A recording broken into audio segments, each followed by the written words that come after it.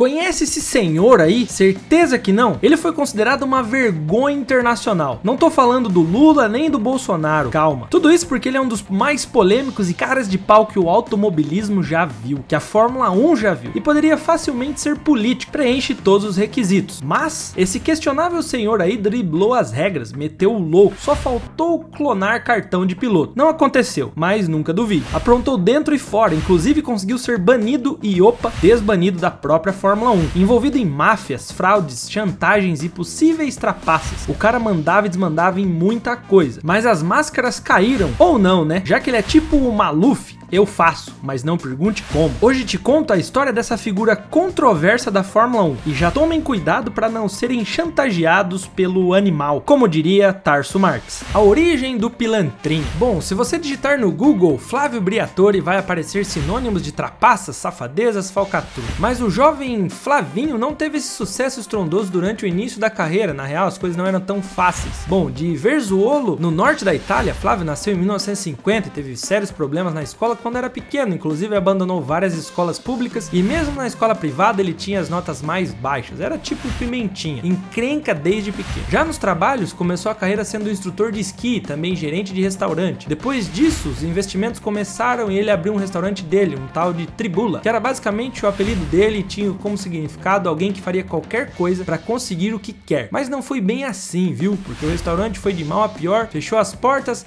mas o apelido tem sentido, já você vai saber. Já no início dos anos 70 ele trabalhou como assistente do empresário Attilio Dutto, que era associado à máfia e dono da Paramate, uma empresa de tintas, mas o dono da marca morreu em um ataque a um carro-bomba algum tempo depois. E aí o Flávio foi para Milão. Olha os lugares harmoniosos que ele trabalhava. Foi aí que as coisas começaram a dar um novo rumo para a história de Briatore, porque depois disso ele se envolveu com a Bolsa de Valores italiana. E foi nesse momento que, bingo, ele conheceu um cara que mudaria completamente o rumo da vida dele. Esse cara se chamava Luciano Benetton, nada mais nada menos que o dono da marca famosíssima de roupas Benetton, a clássica, que na época era conhecida pelas cores vivas. Editor, acha algo aí da Benetton e coloca. Mas antes da vida dele começar a mudar realmente, ele quase estragou tudo. Sim, isso aconteceu na década de 80, quando ele acabou se envolvendo em problemas na justiça e ainda acabou sendo condenado a 4 anos e meio de prisão por 2 acusações separadas de fraude. Esse cara é um imã de problema. Isso sem falar que ele foi pego novamente em uma investigação criminal na empresa que Dutto tinha e por isso em 1984 ele foi condenado a 1 ano e meio de prisão.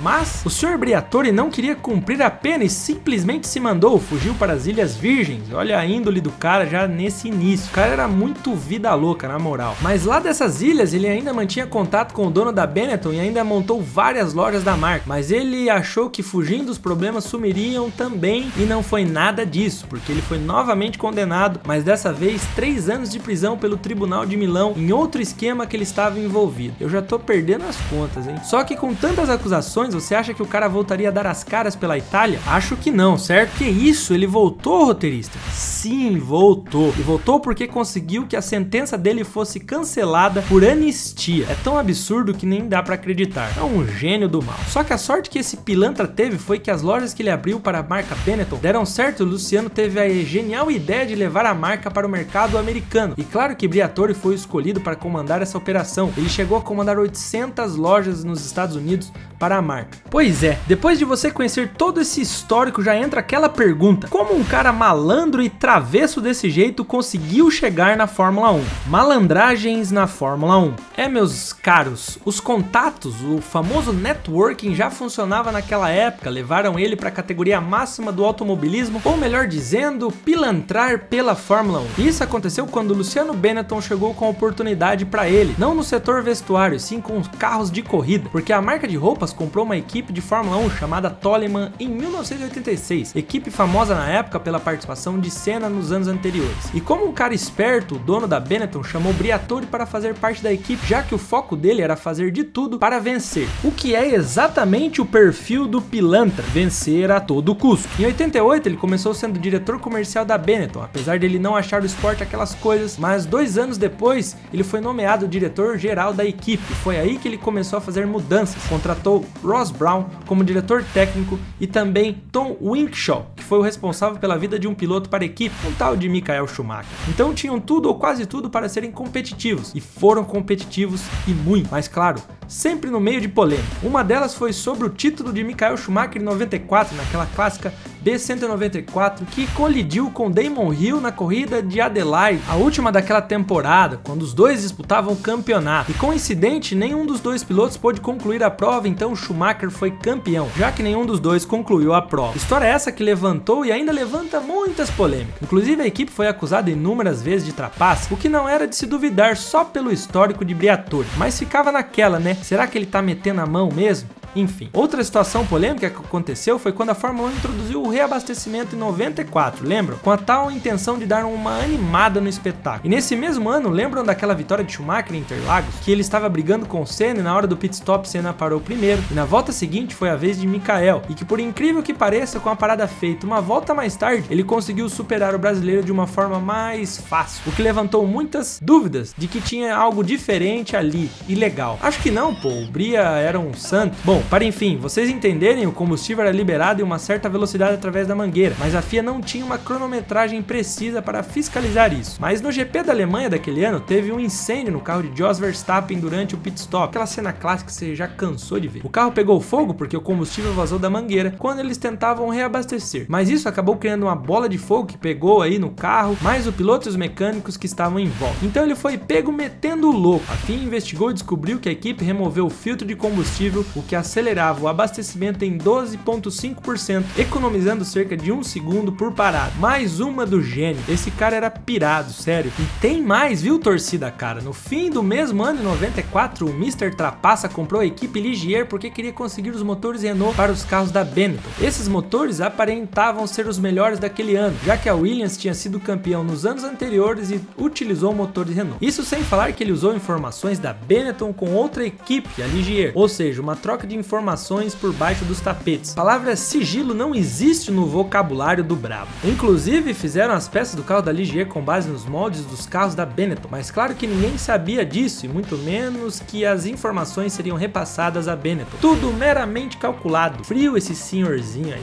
Tá achando pouco? Fica tranquilo que essa história ainda piora e muito. Não é um cínico qualquer, é o Flavinho das malandragens. Compulsão pelo imoral. Lembra quando a Fórmula 1 baniu o uso de dispositivos eletrônicos? Pois é, mas tinha gente com tração, viu? Quem será? No GP da França, por exemplo, Michael saiu de terceiro para liderar a corrida, ainda na primeira volta. Para quem não tinha o controle de tração, era algo bem complicado, mas havia uma certa diferença porque a Benetton não estava legal. Pelo contrário, eles estavam legais. Como assim? Sim, eles tinham controle de tração, mas estavam perfeitamente dentro das regras do regulamento. Ou seja, eles interpretaram a fundo a regra, conseguiram burlar e ter vantagem sem estar fora das regras. E essa era um dos dons do pilantra aí chamado Flávio Briatore, achar brecha até onde não tinha. Bom, tá, dessa vez ele jogou com o livro embaixo do braço, vamos tirar o chapéu pra ele nessa. Fora que em uma outra investigação da FIA encontrou um controle de largada no carro da Benetton que ficava escondido em um menu secreto, mas segundo a equipe essa função não poderia ser acionada pelos pilotos e era algo como supérfluo. Quem não te conhece que te compre, né, Flavinho? Mas depois dessas tantas trapaças, Briatore foi abandonado por Michael Schumacher porque o talentosíssimo alemão foi acelerar no cockpit da Ferrari, junto de Ross Brawn, que também se juntou ali para a equipe dos tifosi. Isso sem falar de outros membros que foram rumo à escuderia italiana, já que estava tendo muitas suspeitas de trapaças na equipe de Briatore. Claro que isso tudo causou um desfalque no time, consequentemente no fim de 97. Flávio Briatore ganhou as contas da Benetton, sim, ele foi demitido. Mas se você acha que ele saiu da Fórmula 1, nada disso. Porque se tem uma coisa que esse pilantra fazia era se enfiar em novas oportunidades e fazer dinheiro em cima do que aparecesse na frente dele. Depois que ele saiu, montou uma empresa chamada Supertech. A de 98 a 2000 ele passou a vender motores da Renault. Mas ainda em 2000 a Renault comprou parte da Benetton e claro que o safado do Briatore ganhou uma vaga ali. E lá estava o homem novamente dentro do paddock, mas agora como diretor geral e team principal. Olha as ideias desse pessoal que contrata. Cansado de ser correto? Coach Briatore te ensina a viver passando dos limites. Só que esse tempo que ele ficou fora das pistas, ele conheceu um espanhol que tinha jeito para acelerar Fórmula 1. Talvez vocês até conheçam um tal de Fernando Alonso. Ele levou esse jovem rapaz da Minardi em 2001 e depois pegou ele para ser piloto de teste na Renault. E adivinhe, a Renault esteve entre as primeiras equipes do grid nos anos seguintes. E acreditem se quiser, o responsável por isso em boa parte era o frio e calculista Briatore. Isso sem contar que a Renault conquistou os campeonatos de 2005 e 2006 e Fernando Alonso se tornou o mais jovem bicampeão da categoria máxima naquela época, naquelas naves R25 e R26. E pela primeira vez, se não tem indício de que ele venceu junto da equipe sem trapacear. Que milagre! Mas lembre-se, nunca duvide do arquiteto da pouca vergonha. E acho que sobre os capítulos seguintes você já conhece bem, porque a polêmica foi grande em 2008 com a Crashgate, a famosa batida de Nelsinho Piquet em Singapura que não passou de um combinado de Briatore mais Simmons para favorecer Alonso. E claro que isso veio a público depois de um tempo e a desconfiança das equipes era cada vez maior com esse sujeito. Inclusive a FIA, que abriu uma investigação e além disso convocou representantes da Renault ao Conselho Mundial de Esporte a Motor em Paris para responder às acusações de descumprimentos do Código Esportivo Internacional. Só que mais espertos do que nunca, antes do resultado dessa audiência sair, Briatore e Simmons deixaram seus cargos na Renault quando a equipe decidiu não recorrer às acusações da FIA. Os caras eram tão cara de pau que já sabia que iria dar Bom, e agora era a dupla da imoralidade, finalmente o Briatman aí junto do seu Robin. Porém, a Liga da Justiça pela primeira vez entrou em ação. O vovô desmascarado. A audiência do Conselho de Esporte a Motor foi adiante mesmo com Briatore fora do cargo e simplesmente baniu o homem para sempre. Naquela época era até que sério. De qualquer atividade de automobilismo ligada à FIA. Ou seja, ela não poderia mais se envolver e nem sequer estar presente em algum evento desse tipo, nem como um mero fã em uma arquibancada, nem junto comigo ali passando perrengue pelas corridas, tomando chuva em Mônaco, por exemplo. Meus amigos, o trapaceiro viu o teatro desmoronar, o sonho e toda a carreira. Era o fim da linha para o vovô polêmico. Mas é claro que o Sr. Briatore disse que isso não passava de uma vingança pessoal vinda de Max Mosley. Ele até foi atrás de recorrer sobre esse acontecimento e conseguiu em um tribunal francês que seu banimento fosse considerado ilegal. Mas a FIA estava simplesmente nem aí para isso e continuou com a ideia do banimento. Ok, mas depois dessa história toda, uma carreira inteira de controvérsias, vantagens e coisas que soaram ilegais, você acha mesmo que esse sujeito ia desistir? Nada disso. O moleque travesso da Fórmula 1 conseguiu ultrapassar todos os limites, zebras e o que mais tiver à frente. É aquela coisa, né? Surgiu a oportunidade, o primeiro a abraçar é ele, Flávio Briatore.